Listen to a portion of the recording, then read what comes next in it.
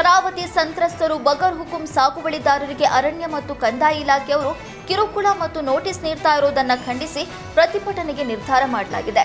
ಭದ್ರಾವತಿ ತಾಲೂಕಿನ ಸುತ್ತಮುತ್ತ ಅನೇಕ ಗ್ರಾಮಗಳ ರೈತರಿಗೆ ಅರಣ್ಯ ಇಲಾಖೆ ನೋಟಿಸ್ ಕೊಡೋದರ ಜೊತೆಗೆ ಕಿರುಕುಳ ನೀಡ್ತಾ ಇದೆ.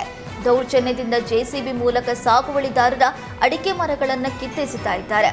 1965ರಲ್ಲಿ ಶರಾವತಿ ಮುಳುಗಡೆ ರೈತರಿಗೆ ಭದ್ರಾವತಿಯ ಸುತ್ತಮುತ್ತ ಜಮೀನು ನೀಡಲಾಗಿತ್ತು. ಆ ಜಮೀನಿನಲ್ಲಿ ಸಂತ್ರಸ್ತರು 65 ವರ್ಷಗಳಿಂದ ಸಾಗುವಳಿ ಮಾಡುತ್ತಿದ್ದಾರೆ. ರೈತರ ಹೆಸರಿಗೆ ಪಹಣಿ ಕೂಡ ಇದೆ. ಆದರೆ ಇದೀಗ ಆ ಜಮೀನು ಅರಣ್ಯ ಇಲಾಖೆಗೆ ಸೇರಿದೆ ಎಂದು ಪಹಣಿಯಲ್ಲಿ ತಿದ್ದುಪಡಿ ಮಾಡಿದ್ದಾರೆ.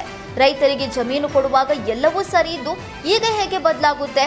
ರೈತರು ಎಲ್ಲಿಗೆ ಹೋಗಬೇಕು?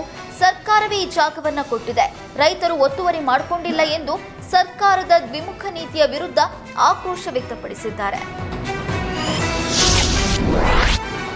ಗುರು ರಾಘವೇಂದ್ರ ಸೌಹಾರ್ದ ಕೋಆಪರೇಟಿವ್ ಸೊಸೈಟೀಸ್ ಹಗರಣ ಪ್ರಕರಣದಲ್ಲಿ ಹೂಡಿಕೆದಾರರಿಗೆ ಕೊಂಚ ರಿಲೀಫ್ ಸಿಕ್ಕಿದೆ. ಸೀಸ್ ಆಗಿದ್ದ 16 ಸ್ಥಿರಾಸ್ತಿ ಹಾಗೂ 16 ಚರಾಸ್ತಿಗಳನ್ನು ಬಿಡುಗಡೆ ಮಾಡಲಾಗಿದೆ.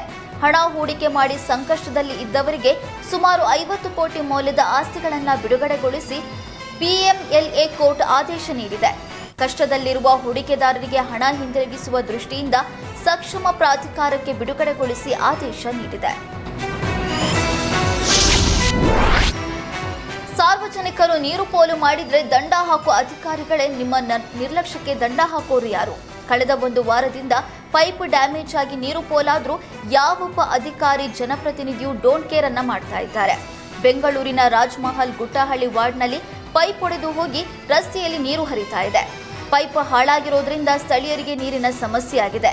ಸಂಬಂಧಪಟ್ಟ ಅಧಿಕಾರಿಗಳ ಗಮನಕ್ಕೆ ತಂದರೂ ಪೈಪ್ ದುರಸ್ತಿ ಮಾಡಿಲ್ಲ ಅಂತ ಆಕ್ರೋಶ ವ್ಯಕ್ತಪಡಿಸಿದ್ದಾರೆ.